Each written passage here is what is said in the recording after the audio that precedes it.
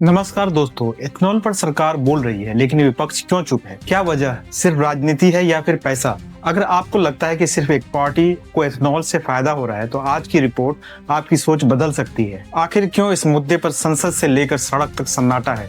आइए समझते हैं। दोस्तों, पिछले कुछ समय से E20 एथेनॉल मिश्रित पेट्रोल लेकर देश भर में बहस चल रही है। सरकार इसे आयातित तेल पर निर्भरता कम करने, किसानों की आय बढ़ाने और प्रदूषण घटाने की दिशा में बड़ा कदम मान रही है। लेकिन एक बड़ा सवाल लगातार उठ रहा है। जब जनता का एक वर्ग एथेनॉल मिश्रित ईंधन को लेकर सवाल उठा रहा है, तब विपक्ष की आवाज इतनी कमजोर क्यों दिखाई दे रही है? कुछ आलोचक दावा करते हैं कि इसकी एक वजह महाराष्ट्र की चीनी सरकारी व्यवस्था और शुगर इंडस्ट्री से जुड़े राजनीतिक हित हो सकते हैं। महाराष्ट्र देश का सबसे बड़ा गन्ना उत्पादक राज्य में से एक है। यहाँ कई चीनी मिलें विभिन्न राजनीतिक नेताओं, सरकारी संस्थाओं या उनसे जुड़े समूहों के प्रभाव में रही है। सार्वजनिक रिपोर्टों में समय समय पर यह सामने आया है कि अलग अलग राजनीतिक दलों से जुड़े नेताओं का चीनी उद्योग से संबंध रहा है। आलोचकों का तर्क है कि चूंकि एथेनॉल का उत्पादन मुख्य रूप से गन्ने और उससे बनने वाले सीरे से होता है, इसलिए यदि एथेनॉल की मांग बढ़ती है तो चीनी उद्योग को आर्थिक लाभ मिल सकता है। इस आधार पर कुछ लोग सवाल उठाते हैं कि क्या यही कारण है कि इस मुद्दे पर कई राजनीतिक दल खुलकर आमने सामने नहीं आ रहे हैं। हालांकि ये भी उतना ही महत्वपूर्ण है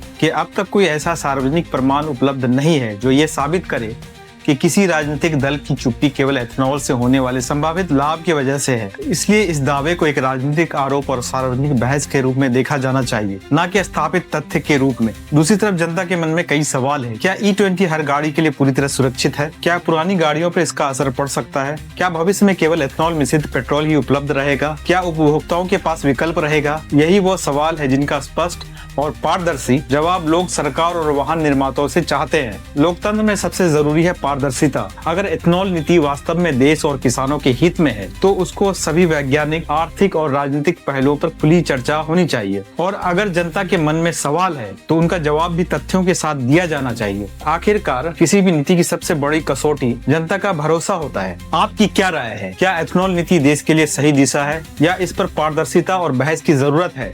अपनी राय कमेंट में जरूर लिखिएगा। अगर आपको ऐसे तथ्य आधारित रिपोर्ट पसंद आती है तो वीडियो को लाइक करें, चैनल तरोताजा न्यूज को सब्सक्राइब करें और बेल का आइकन दबाना ना भूलें। धन्यवाद। जय हिंद।